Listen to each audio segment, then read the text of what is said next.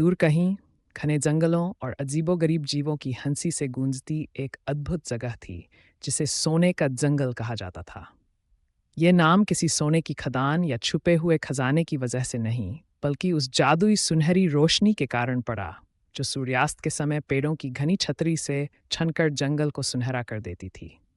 यात्री और साहसी लोगों को ये जंगल हमेशा अपनी ओर खींचता, कुछ वापस लौटकर अद्भुत कहानियां सुनाते, तो कई कभी लौट ही नहीं पाते। इसी रहस्यमयी जंगल के दिल में अरलो नाम का एक छोटा और जिज्ञासु बंदर रहता था। अरलो बाकी बंदरों से अलग था। उसके अंदर अपने जंगल के हर कोने को खोजने की असीम उत्सुकता थी। उसका परिवार उसे जंगल की गहराइयों में छिपे खतरों से आगाह करता, लेकिन अरलो को अज्ञात की पुकार रोक नहीं पाती थी। एक दिन जब सुनहरी रोशनी पेड़ों के बीच से छनकर जमीन पर गहरी सुर्खी बिखेर रही थी, अरलो को एक पेड़ के पुराने खोखले में एक नक्शा मिला। नक्शे पर अजीब निशान और एक रास्ता दिखाया गया था जो फुसफुसाहट की घाटी नामक जगह तक जाता था। किंवदंती थी कि जो भी उस घाटी तक पहुंचेगा उसे सोने के जंगल के रहस्यों का पता चलेगा।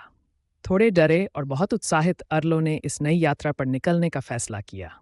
अरलो का सफर चुनौतियों से भरा था। शरारती तोते उसे गुमराह करने की कोशिश करते और रहस्यमयी बेलें खुद ब खुद हरकत में आ जातीं। लेकिन अपनी चतुराई और दृढ़ता के सहारे अरलो आगे बढ़ता रहा। रास्ते में उसने टिली नामक एक बुद्धिमान और बूढ़े कछुए से दोस्ती की। टिली ने उसे मार्गदर्शन दिया और जंगल के इतिहास की कहानियां सुनाई। जैसे जैसे वे आगे बढ़े, वे उस जगह पहुंचे जहां सुनहरी रोशनी और अधिक गाढ़ी हो गई और चारों ओर धीमी धीमी फुसफुसाहट गूंजने लगी। यही थी फुसफुसाहट की घाटी। वहां खड़े होकर अरलो ने जंगल के असली जादू को समझा।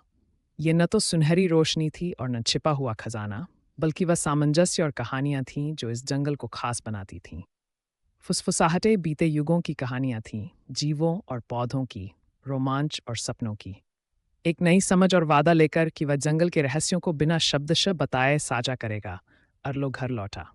उसका ये रोमांच न केवल उसे जंगल के करीब ले आया, बल्कि प्रकृति की खूबसूरती और जटिल कहानियों के प्रति सम्मान भी भर गया। और फिर डूबते सूरज की नरम सुनहरी रोशनी के तले अरलो ने अपने परिवार को अपनी यात्रा की कहानी सुनाई, इस बात कान रखते हुए कि सोने के जंगल के रहस्य वैसे ही बने रहें, बस उनके लिए जो उन्हें सच में सुन सकें।